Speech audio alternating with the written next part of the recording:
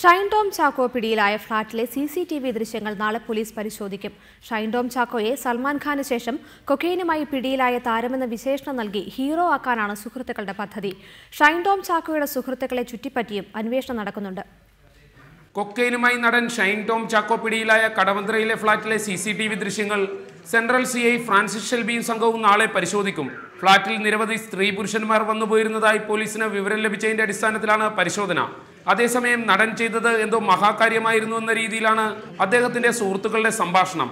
സൽമാൻ ഖാന് ശേഷം രാജ്യത്ത് മുന്തിയ ലഹരിമരുന്നായ കൊക്കൈനുമായി പിടിയിലാകുന്ന താരം ഷൈനാണെന്നും അതുകൊണ്ട് തന്നെ മലയാള സിനിമയിൽ വരും നാളുകളിൽ ഷൈൻ ശോഭിക്കുമെന്നുമാണ് സുഹൃത്തുക്കൾ പ്രചരിപ്പിക്കുന്നത്. 18 വയസ്സ് മുതൽ തന്നെ ലഹരി ഉപയോഗിക്കുന്നതായി ഷൈൻ ടോം ചാക്കോ പോലീസിന് മൊഴി നൽകിയിരുന്നു. തന്റെ സുഹൃത്തുക്കളിൽ പകുതിയിലധികം പേരും ഇത്തരം ലഹരി ഉപയോഗിക്കുന്നവരാണെന്നും ഷൈൻ പോലീസിനോട് സമ്മതിച്ചിട്ടുണ്ട്. ഷൈനും സുഹൃത്തുക്കളും ചേർന്ന് കൊച്ചി ലഹരിമരുന്ന് സംഘത്തിന്റെ കേന്ദ്രമാക്കാനും പദ്ധതിയിട്ടിരുന്നു. ഇക്കാരണത്താൽ തന്നെ ഷൈൻ ടോം ചാക്കോയുടെ സുഹൃത്തുക്കളെ ചുറ്റിപ്പറ്റിയും പോലീസ് അന്വേഷണം വ്യാപിപ്പിക്കുന്നുണ്ട്. ഫോർട്ട് കൊച്ചിയും കലൂരും കേന്ദ്രീകരിച്ചുള്ള സുഹൃത്തുക്കൾ വഴിയായിരുന്നു ഷൈൻ ലഹരിമരുന്ന് സംഘടിപ്പിച്ചിരുന്നത്. വരും ദിവസങ്ങളിൽ കൂടുതൽ പ്രതികൾ പിടിയിലാകുമെന്നാണ് പോലീസ് നൽകുന്ന സൂചന. അതേസമയം ഷൈനോടൊപ്പം പിടിയിലായ യുവതികൾ ലഹരിമരുന്ന് സംഘത്തിന്റെ കണ്ണികളാണെന്ന് പോലീസ് സംശയിക്കുന്നുണ്ട്.